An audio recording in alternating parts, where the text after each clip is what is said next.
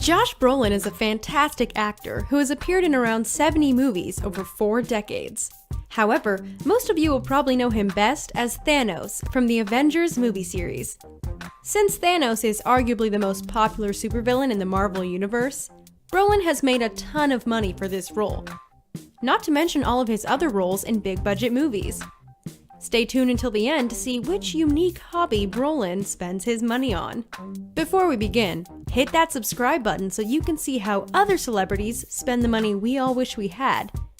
Now, here's how Thanos, Josh Brolin, spends his millions.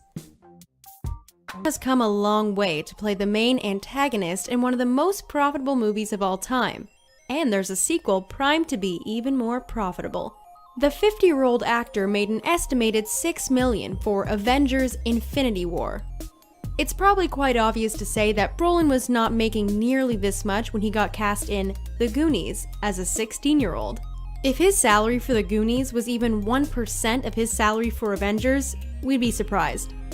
Though Brolin attained fame for his first film role, especially among teenage girls, he abandoned film acting soon after and didn't come back to the big screen until his late 20s. He spent this decade-long break traveling, partying, and working on Broadway and TV.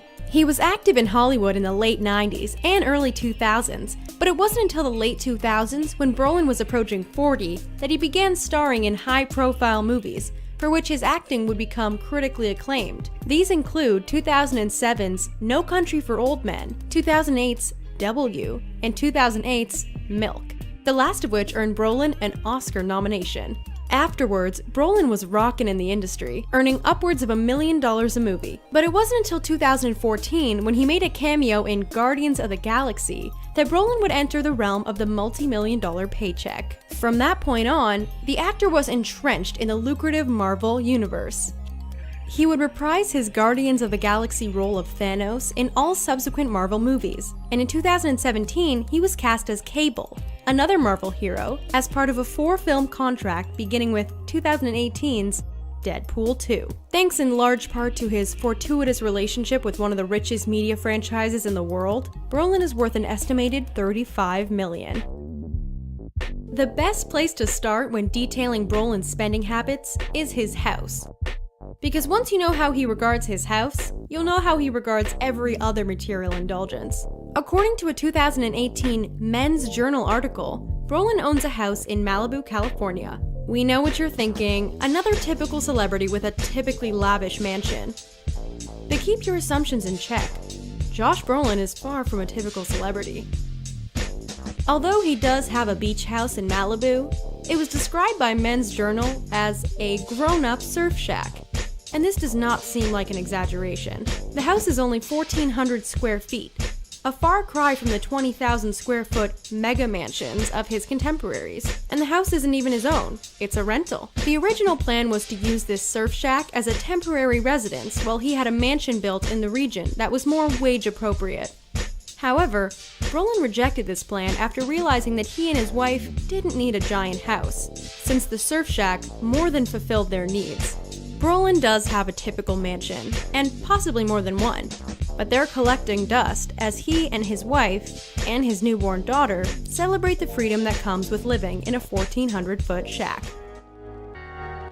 We hope that we've set the tempo for this video, because it's not going to get too much more ostentatious. Josh Brolin is a real man, and a real man doesn't buy things just to show them off. He buys things because they're useful. And what's more useful to a man who plays the statuesque character Cable than an exercise program?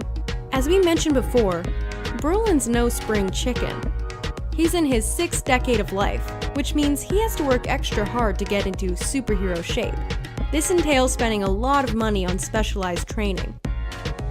As could be seen on Brolin's Instagram during pre-production for Deadpool 2. He had a workout team, a group of personal trainers, including Justin David Lovato of Built Nutrition and Training, as well as sponsors like Gold's Gym and Huntington Beach Max Muscle, which helped him reach his fitness goals.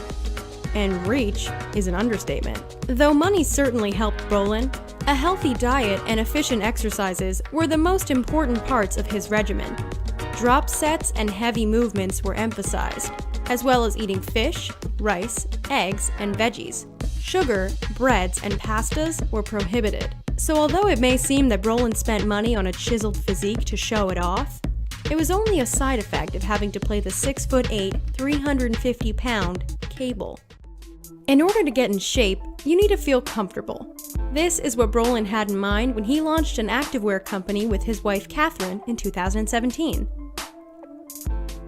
The clothing line is called Prevail Activewear, and this is where much of Brolin's money has been going. Prevail Activewear sells t-shirts, tank tops, hoodies, and hats in men's, women's, and children's sizes. The company's logo is a Norse symbol called Uruz, which represents rejuvenation and applies to the free-form, free-flowing, and freestyling design of the activewear. More than anything, however, Prevail Activewear is for the children, literally and spiritually. Brolin insisted that 50% of the profit made from the clothing line goes to St. Jude's Children's Research Hospital and the Epidermolysis Bullosa Medical Research Foundation. You may therefore consider Prevail Activewear to be just as much of a business as it is a charity. We don't know exactly how much Brolin has invested in the clothing line or donated to charity, but we assume it's substantial, because what person wouldn't want to buy apparel from the guy who plays both Thanos and Cable? But it hasn't always been about health and charity for Brolin. We skated over it before, but much of his teens and 20s were spent without steady acting gigs, meaning that he spent most of his teens acting like a typical youngster. And sometimes his behavior went beyond the normal hedonism of youngsters, hence why we have to transition to the spending habits of a young Brolin, since they're too interesting to pass up. Before he landed his life-changing role in The Goonies, this future star was actually in a gang. He and his crew were called the Cedo Rats, and they operated out of Montecito, California. Their revenue was earned from petty theft, usually in the form of pilfering radios from cars and reselling them. So this is how teenage Brolin made his money. And he would spend this money on drums and illicit substances. The former is not a bad purchase, but the latter got Brolin into some predictable trouble. He had several stints in jail and was facing a prison sentence when he decided to turn his life around. And although Brolin has had a few brushes with the law later in life, he's generally committed to making and spending money in proper ways. Suffice it to say that stealing car radios is a relic of Brolin's past, and unless he gets really nostalgic, we can't see him doing it again. Now for something a little lighter, like a light read, for instance. We have affection for anyone who chooses a book over a video. Yes, we realize how ironic this statement is coming from the richest, but it takes discipline to open a 600-page book amidst so many more attractive stimuli. So Josh Brolin gets kudos from us. A leisurely activity that Brolin spends money on is reading. He loves books, and has gone so far as to refer to them as his solace. In a 2008 issue of Oprah's O magazine, Brolin delved deep into his collection to reveal to the magazine's readers his absolute favorite books. His choices were as follows: The Colossus of Marusi by Henry Miller, The Cinnamon Peeler by Michael Ondaatje. He also referenced A People's History of the United States by Howard Zinn, Haroun and the Sea of Stories by Salman Rushdie, and The Executioner's Song by Norman Mailer. In the same interview, he mentioned that he read 18 books about the Republican Party to prepare for the role of George W. Bush in the movie W. He also admitted that, although he's a Democrat, he learned so much about the Republican rhetoric as to actually agree with some of it. This is the prime value of reading. Once you know enough about a topic, it's harder to hate it. Now that the lighter stuff is out of the way, we have to talk about the heavy stuff, because it's relevant to Brolin's spending. In 2004, Brolin married fellow Oscar nominee Diane Lane in what instantly became one of Hollywood's most celebrated relationships. Of course, as is the case with many marriages, celebrity or otherwise, it ended in divorce.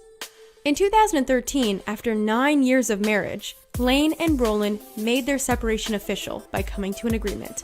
This agreement concerned money, and we presume lots and lots of it.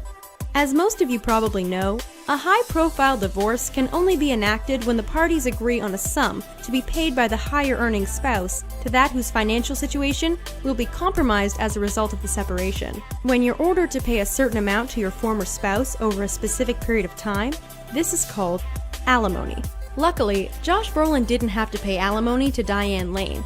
but he did have to pay part of what news outlets reported to be a private financial agreement.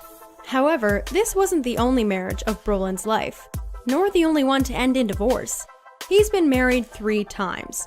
The first one to Alice Adair from 1988 to 1994, the second to Diane Lane, and the third to Catherine Boyd, which began in 2016 and is still ongoing. We don't know the details of his first divorce, but we assume he paid a hefty sum, and possibly in the form of alimony. Thus, it can be deduced that one of Brolin's main expenses over the last decades is his former wives.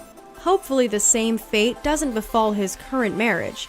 By all appearances, he and his wife are very happy, and Brolin must be relieved to be spending money that could have gone to alimony on his lovely wife and his brand new daughter. It should be clear to everyone watching this video that Josh Brolin's life has been far from easy.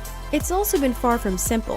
While many actors' paths to stardom have been smooth, Brolin had a very rocky time, taking terrible roles, spending a decade away from the movies, grinding for nearly 20 years in the business before becoming a respected actor, and almost abandoning the profession altogether. The last of which was the result of getting into stock trading. In the mid-90s, Brolin was such a successful day trader that he considered quitting acting. Although he stuck with the profession for which he's now revered, Brolin continues to trade in some capacity, which means that the stock market may be the place where the majority of his money goes. But unlike most of his marriages, this relationship is symbiotic, as the market puts a lot of money into his pocket as well. In fact, Brolin claimed in 2007 that he made far more money day trading than he did from movies. Now that he's Thanos, we doubt that this claim still stands, but this takes little away from the impressive figures gleaned from his stock trading life. A year after starting his own trading website called MarketProbability.com, Brolin told interviewer Charlie Rose that he was up 58%. He also mentioned that he started getting into hedge funds and would soon be managing a $40 million account. The surprises never end when learning about Josh Brolin, and we're excited to see what the future holds for the superhero and day trader. That's all for how Thanos, Josh Brolin, spends his millions. What's the most surprising fact you learned about Brolin? Let us know in the comments below. Thanks for watching, and don't forget to subscribe.